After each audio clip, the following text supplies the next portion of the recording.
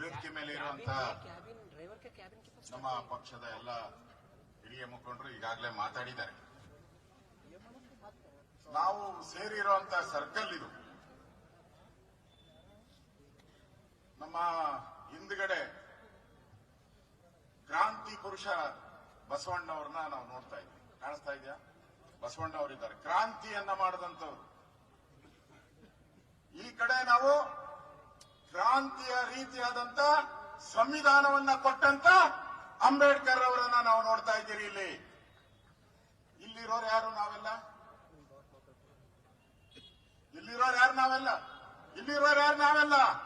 ನಿಜಾಮರ ನರವನ್ನ ಕಿತ್ತಂತವರು ಈ ಕುಲಬರ್ಗಿಯ ಜನ. ನಾವಿಲ್ಲಿ ನಿಂತಿದ್ದೀರಿ.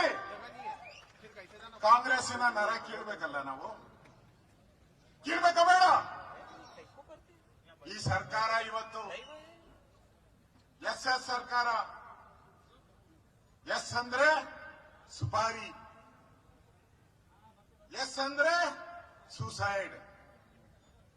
ಒಂದ್ ಕಡೆ ಸುಪಾರಿ ಕೊಡ್ತಾರೆ ದುಡ್ಡು ಕೊಡಕ್ಕೆ, ಇಲ್ಲಾಂದ್ರೆ ನೀವು ಸೂಸೈಡ್ ಮಾಡ್ಕೊಬೇಕು. ಹೆಸರು ಹಂಗೆ ಇದೆ ನೋಡಿ, ಸಿದ್ದರಾಮಯ್ಯ ಏನೋ ಶಿವಕುಮಾರ್. ಕರೆಕ್ಟ್ ಆಗಿದೆಯಲ್ಲ? ಇವತ್ತು ಇಲ್ಲಿ ನಡೀತಾ ಇರುವಂತ ಒಂದು ಈ ಸುಪಾರಿ ಕೊಲೆಗಳು, ಆತ್ಮಹತ್ಯೆಗಳು, ಅದರ ಜೊತೆಗೆ ರೈತರ ಆತ್ಮಹತ್ಯೆಗಳು, ಬಾಣಂತಿಯರ ಸಾವು, 760 ಜನ ಬಾಣಂತಿಯರು ಆಸ್ಪತ್ರೆಗೆ ಹೋದ್ರು. ಹೊಸ ಮಗುವಿಗೆ ಜನ್ಮ ಕೊಡಕ್ಕೆ ಸರ್ಕಾರಿ ಆಸ್ಪತ್ರೆಗೆ ಹೋದ್ರು. ಆ 760 ಜನ ಬರಲೇ ಇಲ್ಲ ಈ ಪಾಪಿಗಳ ಕಾಂಗ್ರೆಸ್ ಸರ್ಕಾರದಿಂದ. ದುಡ್ಡಿನ ದಾಹ, ಮೆಡಿಸನ್ ನಲ್ಲಿ ದುಡ್ಡು ಹೊಡಿಯಕ್ಕೆ ಹೋಗಿ ಕಳಪೆ ಮೆಡಿಸನ್ ತಂದು ಸರ್ಕಾರಿ ಆಸ್ಪತ್ರೆಗಳಲ್ಲಿ ಕೊಟ್ಟು ಇವತ್ತು ಎಲ್ಲ 26ರಿಂದ 30 ವರ್ಷದ ಆ ಬಾಣಂತಿಯರು ಮಗುನೆತ್ಕೊಂಡು ಮನೆಗೆ ಬರಬೇಕಾಗಿತ್ತು. ತಾಯಿ ಬರಲಿಲ್ಲ, ಮಗು ಮಾತ್ರ ಬಂತು. ಆ ಮಗುವಿಗೆ ಧಿಕ್ಕಾರ ಇವತ್ತು ಯಾರು ಇಲ್ಲ. ಅದಕ್ಕೆ ನಾನು ಎಸ್ ಅಂತ ಹೇಳಿದ್ದು ಇವರಿಗೆ. ಸುಪಾರಿ, ಸೂಸೈಡ್ ಸರ್ಕಾರ ಇದು. ಒಂದು ಅರ್ಥ ಮಾಡ್ಕೊಳ್ಳಿ, ಈ ಆತ್ಮಹತ್ಯೆಗೆ ಎಷ್ಟು ದಿನ ಆಯ್ತು? 7 ದಿನ ಆಯ್ತಾ? ಒಂದು ವಾರ ಆಯ್ತಲ್ಲ? 7 ದಿನ ಎಲ್ಲಿದ್ದಾರೆ? ಪ್ರಿಯಾಂಕಾ ಖರ್ಗೆ ಅವರ ಆಪ್ತ ರಾಜು ಕಪನೂರ್ ಎಲ್ಲಿದ್ದಾರೆ? ಹಂಗೆ ಕೇಳ್ರಿ ಪೊಲೀಸ್ ಅವ್ರನ್ನ. ಸರ್, ಸೇಫ್ಟಿಯಾಗಿ ಅವ್ರನ್ನ ಕಬ್ಬಿನ ಗದ್ದೆಗೆ ಇಟ್ಟಿದ್ದೀರಿ ಸರ್ ಅಂತ. ಯಾಕೆ? ಪೊಲೀಸ್ ಅವರು ಹೇಳೋ ಪ್ರಕಾರ ಕಬ್ಬಿನ ಗದ್ದೆಗಳು ಸೇಫ್ಟಿ, ಅದಕ್ಕೆ ಅವ್ರನ್ನ ಅಲ್ಲಿಟ್ಟಿದ್ದೀರಿ ಅಂತ ಅನ್ಗಣ್ಣ. ನಾವು ಸಿ.ಟಿ. ರವಿ ಕೇಸಲ್ಲಿ ನೋಡಿದ್ರಲ್ಲ, ಏನಾಯ್ತು? ಸಭಾಪತಿಗಳು ತೀರ್ಮಾನ ಕೊಟ್ರು, ಹಂಗೇನು ನಡೆದೇ ಇಲ್ಲ ಅಂತ. ಆಮೇಲೆ ಕಬ್ಬಿನ ಗದ್ದೆ ಕರ್ಕೊಂಡು ಹೋದ್ರು. ಕ್ರಷರ್, 100 ಅಡಿ ಆಳ ಇರುವಂತ ಕ್ರಷರ್ ಅಲ್ಲಿ ತಗೊಂಡೋಗಿಟ್ರು. ಫಾರೆಸ್ಟ್ ಅಲ್ಲಿ ತಗೊಂಡೋಗಿಟ್ರು. ಯಾಕಪ್ಪ ಇವನ್ಗೆ ಏನು ಮಾಡ್ಲಿಲ್ಲ? 7 ದಿನ ಆಯ್ತಲ್ಲ. ಸಿ.ಟಿ. ರವಿಗೆ 2 ಗಂಟೆಯಲ್ಲಿ ಪಟಾಫಟ್. ರಾಹುಲ್ ಗಾಂಧಿ ಏನ್ ಹೇಳ್ತಾರೆ? ಪಟಾಫಟ್ ಅಂತ 2,000 ನಿಮ್ ಜಾಬಿಗೆ ಬಂದ್ಬಿಡ್ತು ಅಂದ್ರು. ಇಲ್ಲಿ ಪಟಾಫಟ್ ಅಂತ ಹೇಳಿ ವಿರೋಧ ಪಕ್ಷಗಳನ್ನ ದಮನ ಮಾಡುವಂತ ಕೆಲಸವನ್ನ ನೀವು ಮಾಡ್ತಾ ಇದ್ದೀರಾ. ನಾಚಿಕೆ ಆಗಲ್ವ ನಿಮಗೆ ಕಾಂಗ್ರೆಸ್ ಅವ್ರಿಗೆ? ಸಂವಿಧಾನ ಬರೆದಂತ ಅಂಬೇಡ್ಕರ್ ಅವರ ಹೆಸರನ್ನ ಹೇಳ್ತೀರಾ ನೀವು? ಅಂಬೇಡ್ಕರ್ ದೇವರು ಅಂತ ಹೇಳ್ತೀರಿ. ಖರ್ಗೆ ಅವರೇ, ಪ್ರಿಯಾಂಕಾ ಖರ್ಗೆ ಅವ್ರು ಯಾವಾಗೂ ಮಾತಾಡ್ತಾರೆ, ಪುಸ್ತಕ ತೆಗೆದ್ಬಿಡ್ತಾರೆ ಅಸೆಂಬ್ಲಿ ಒಳಗಡೆ. ನಾವ್ ಎದ್ ನಿಂತ್ರೆ ಸಾಕು, ಪುಸ್ತಕ ತೆಗೆದು ಲೈನ್ಗಳ ಮೇಲೆ ಲೈನ್ ಓದ್ತಾರೆ. ಸ್ವಾಮಿ, ಅಂಬೇಡ್ಕರ್ ದೇವರು ಅಂತ ಯಾರು ತುಳಿತಕ್ಕೆ ಒಳಗಾದಂತ ಜನ ದೇವರು ಅಂತ ಪೂಜೆ ಮಾಡ್ತಾರೆ ಅಂಬೇಡ್ಕರ್ ಅನ್ನ. ಆ ದೇವರನ್ನ ಸೋಲಿಸ್ತವ್ರು ಯಾರ್ರೀ? ಇದೇ ಪಾಪಿ ಕಾಂಗ್ರೆಸ್ ಅವರು. ಮಹಾರಾಷ್ಟ್ರದಲ್ಲಿ 2 ಬಾರಿ, ಒಂದಲ್ಲ ಒಂದ್ಸರಿ ಸೋಲಿಸಿಲ್ಲ ಅವ್ರನ್ನ. ಮಹಾರಾಷ್ಟ್ರದಲ್ಲಿ 2 ಪ್ರಧಾನಿಯಾಗಿದ್ರು. ಡೈರೆಕ್ಟ್ ಆಗಿ ಫ್ಲೈಟ್ ಅಲ್ಲಿ ಬರ್ತಾರೆ, ಬಂದು ಮಹಾರಾಷ್ಟ್ರದಲ್ಲಿತ್ತು ಈ ಅಂಬೇಡ್ಕರ್ ಅನ್ನ ಸೋಲಿಸಿ ಅಂತೇಳಿ ಪ್ರಚಾರ ಮಾಡಿ ಹೋಗ್ತಾರಲ್ಲ. ನಿಮಗೆ ನಾಚಿಕೆ ಆಗಲ್ಲ ಸಂವಿಧಾನನ ಕೈಗಳಲ್ಲಿ ಇಟ್ಕೊಳಕ್ಕೆ? ಸತ್ತರು ಅಂಬೇಡ್ಕರ್, ದೇಶದ ದೇವರು ಅಂತ ಹೇಳೋ ಅಂಬೇಡ್ಕರ್ ತೀರ್ಕೊಂಡ್ರು ದೆಹಲಿಯಲ್ಲಿ. ಅವ್ರ ಮನೆಯವರೆಲ್ಲ ಹುಡುಕಿದ್ರು, ಮನೆಯಲ್ಲೇನೋ ಹಣ ಇಟ್ಟಿರ್ತಾರೆ ಶವ ಸಂಸ್ಕಾರ ಮಾಡಕ್ಕೆ ಅಂತ. ಸಿಕ್ಕಿದ್ದು ಮಹೇಶ್ 2,000 ಅಷ್ಟೇ ಅಲ್ಲ, 2,000 ಫ್ಲೈಟ್ ಅಲ್ಲಿ ಅದನ್ನ ಮಹಾರಾಷ್ಟ್ರಕ್ಕೆ ತರಕಾಗ್ಲೇ ಇಲ್ಲ. ಅವ್ರ ಮನೆಯವರು ಡೆಲ್ಲಿಯಲ್ಲಿ ಕೊಟ್ಟಿದ್ದಾರಲ್ಲ, ನೆಹರು ಅವರಿಗೆ 5 ಎಕರೆ ಕೊಟ್ಟಿದ್ದಾರೆ, ಇಂದಿರಾ ಗಾಂಧಿಗೆ ಅವ್ರಿಗೊಂದು 5 ಎಕರೆ, ರಾಜೀವ್ ಗಾಂಧಿಗೆ 5 ಎಕರೆ. ಅಂಬೇಡ್ಕರ್ ಅವ್ರ ಮನೆಯವ್ರು ಕೇಳಿದ್ದು 6 ಅಡಿ 3 ಅಡಿ ಜಾಗ ಕೊಡ್ರಿ ಡೆಲ್ಲಿಯಲ್ಲಿ. ಕೊಟ್ರನಪ್ಪ. ನೀ ಯಾಕೆ ಕೈಯಲ್ಲಿ ಹಿಡ್ಕೊಂಡು ಹೋಗ್ತೀವಿ ಈಗ? ನಾಚಿಕೆ ಆಗಲ್ಲ ನಿನ್ಗೆ? ಆ ಅಂಬೇಡ್ಕರ್ ಅನ್ನ ಸೋಲಿಸಿ ಅವಮಾನ ಮಾಡಿದಂತ ಕಾಂಗ್ರೆಸ್ ಇವತ್ತು ನಾವು ನ್ಯಾಯ ಕೇಳ್ತಾ ಇದ್ದೀರಿ. ಅಂಬೇಡ್ಕರ್ ಅವರ ಸಂವಿಧಾನವನ್ನ ಹಿಡ್ಕೊಂಡು ನ್ಯಾಯ ಕೇಳ್ತಾ ಇದ್ದೀರಿ.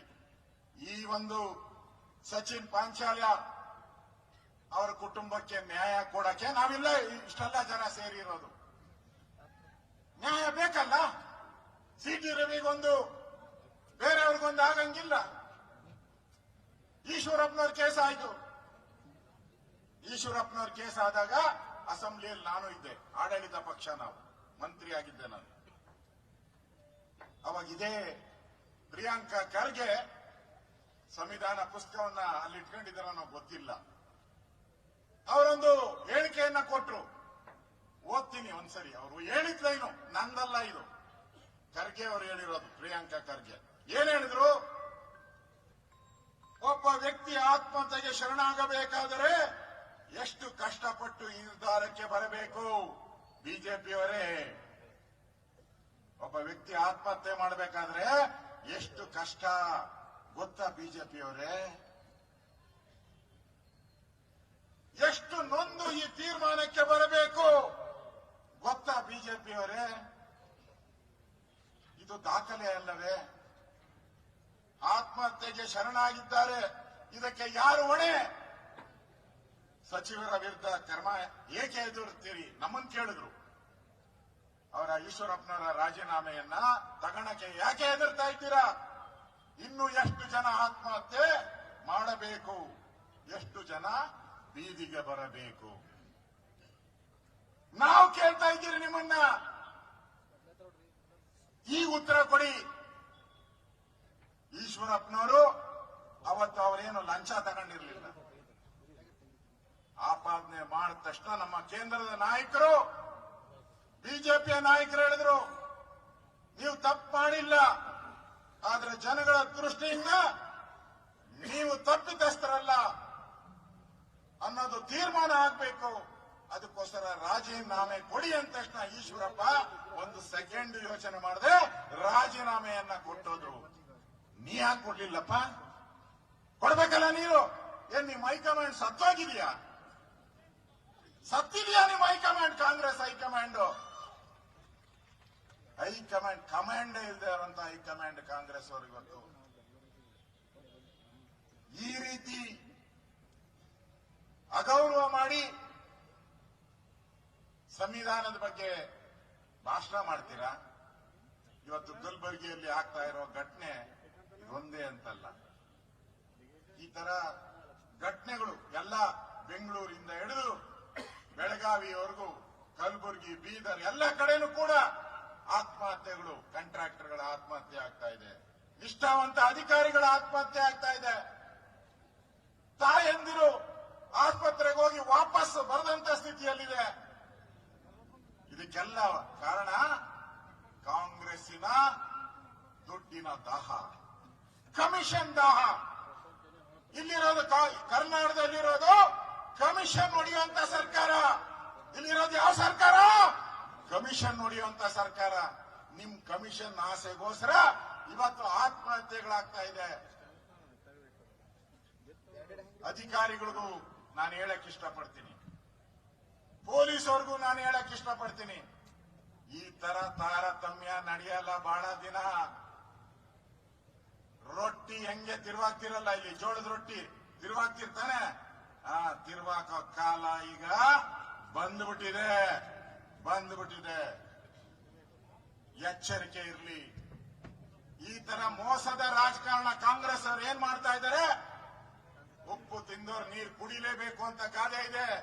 ನೀವ್ ಎಷ್ಟು ಕರ್ಮಗಳನ್ನ ಮಾಡಿದ್ದೀರಾ, ಇದಕ್ಕೆ ಬಡ್ಡಿ ಸಮೇತ ನಾವು ತೀರಿಸ್ತೀರಿ, ಬಿಜೆಪಿ ಸರ್ಕಾರ ತೀರಿಸುತ್ತೆ ಅನ್ನೋ ಮಾತನ್ನ ಈ ಸಂದರ್ಭದಲ್ಲಿ ನಾನು ಹೇಳಕ್ ಇಷ್ಟಪಡ್ತಾ ಇದ್ದೀನಿ. ಕಾಂಗ್ರೆಸ್ ದೇಶದಲ್ಲಿ ಎಲ್ಲೂ ಇಲ್ಲ, ಇವತ್ತು ದೇಶದಲ್ಲಿ ಉಳಿದಿಲ್ಲ ಎಲ್ಲೂ ಕಾಂಗ್ರೆಸ್. ಲೂಟಿ ಹೊಡೆದ್ರೆ ಕರ್ನಾಟಕದಿಂದನೇ ಲೂಟಿ ಹೊಡ್ಕೊಂಡು ಹೋಗಿ ಡೆಲ್ಲಿಗೆ ಕೊಡ್ಬೇಕು ಅವರು.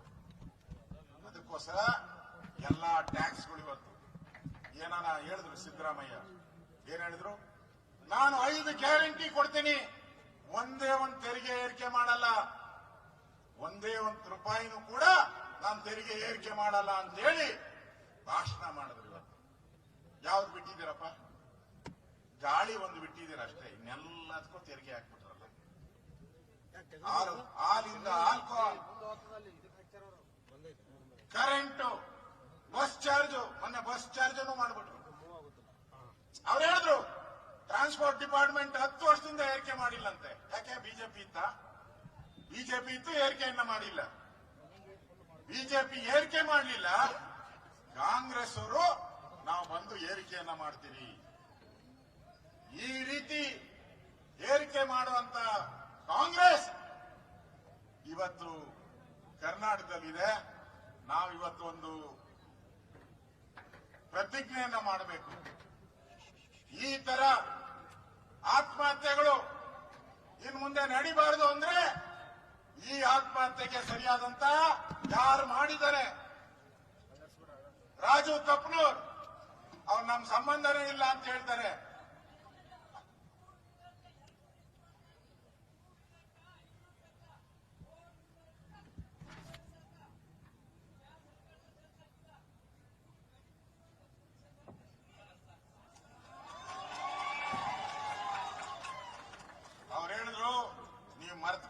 ಪೆಟ್ರೋಲ್ ಬಗ್ಗೆ ಮಾತಾಡಿದೀರಾ, ಹಾಲಿನ ಬಗ್ಗೆ ಮಾತಾಡಿದೀರಾ. ಈ ಕಾರ್ಗೆ 1000 ರೂಪಾಯಿ, 2 ವೀಲರ್ಗೆ 500 ರೂಪಾಯಿ ಎಕ್ಸ್ಟ್ರಾ ಹಾಕಿದ್ದಾರೆ ಈಗ ಸೆಸ್ ಅಂತ.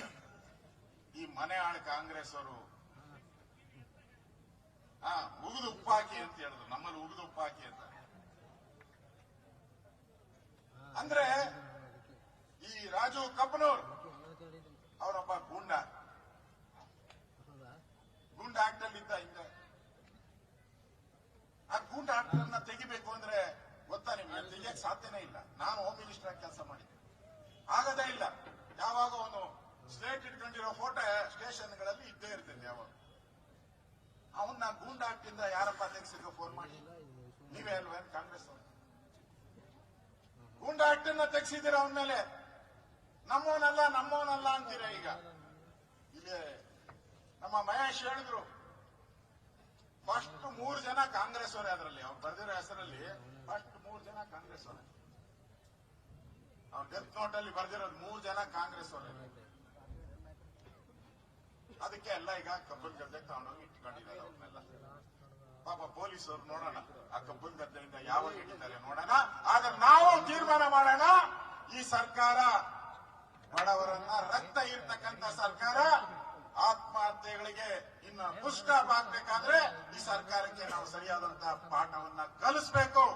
ಅದರಿಂದ ಇವತ್ತು ಕ್ರಾಂತಿಕಾರಿ ಬಸವಣ್ಣ ಅವರ ಎದುರುಗಡೆ ಕ್ರಾಂತಿಕಾರಿ ಸಂವಿಧಾನವನ್ನ ಕೊಟ್ಟಂತ ಅಂಬೇಡ್ಕರ್ ಮುಂದೆ ನಾವು ನಿಂತಿದ್ದೀವಿ.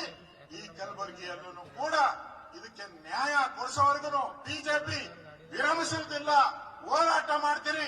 ನಿಮ್ ಜೊತೆ ನಾವಿದ್ದೀರಿ, ಆ ಕುಟುಂಬಕ್ಕೆ ನ್ಯಾಯವನ್ನ ಕೊಡಿಸ್ತೀರಿ ಅನ್ನೋ ಮಾತನ್ನ ಈ ಸಂದರ್ಭದಲ್ಲಿ ಹೇಳಿ, ನನಗೆ ಇವತ್ತು ನಿಮ್ಮ ಶಕ್ತಿಯನ್ನ ನೋಡಿ, ನಿಮ್ಮ